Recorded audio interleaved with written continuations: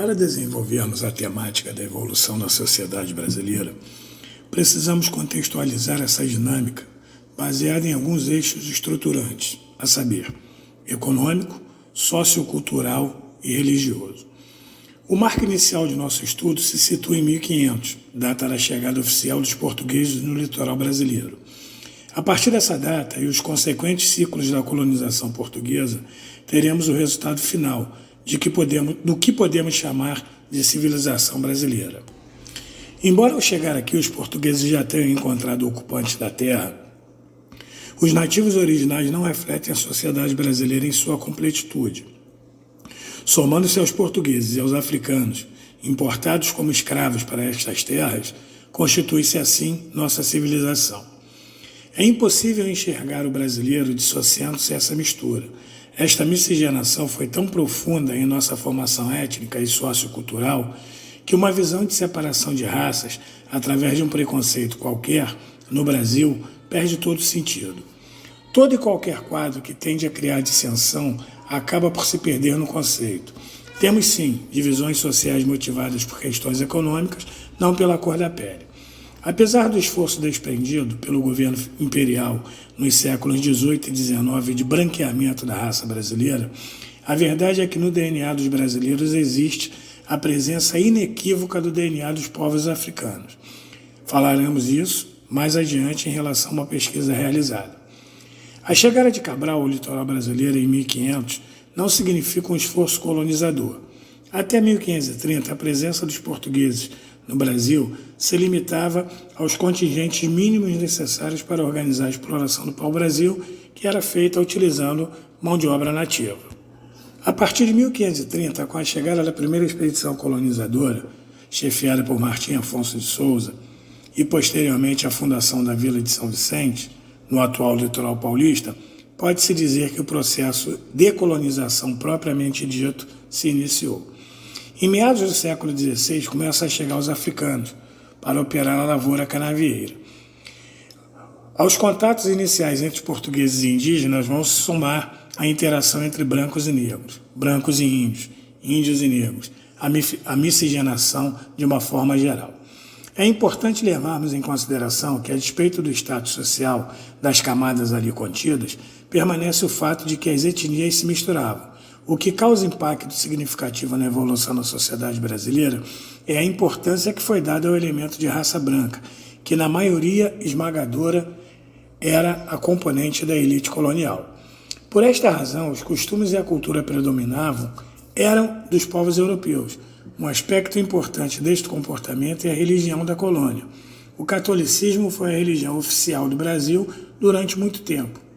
Por exemplo, durante o período colonial era a única considerada oficial. Outras práticas religiosas eram combatidas e criminalizadas. A cultura dos índios foi sendo dizimada à medida que os índios eram exterminados. No entanto, em relação aos povos africanos, a coisa tomou outro rumo. Foram traficadas para o Brasil tribos e etnias inteiras, em número de milhões. Não poderia ter acontecido um processo de aculturação semelhante ao que ocorreu com os indígenas. As práticas religiosas africanas acabaram sendo incorporadas às práticas religiosas dos brancos, e para disfarçar as proibições impostas pelos governantes, os africanos passaram a criar um paralelo entre suas divindades e as figuras contidas na liturgia da Igreja Católica. Esta prática passou para a história como sincretismo religioso, que deu origem a uma religião amplamente difundida no Brasil posteriormente, que ficou conhecida como candomblé. O candomblé no Brasil, além de todas essas nuances, ainda incorporou parte da mitologia dos índios e das raças tupis-guaranis que aqui existiam. Enfim, é uma religião nítida e exclusivamente brasileira. Não existe nada semelhante em nenhuma parte do mundo.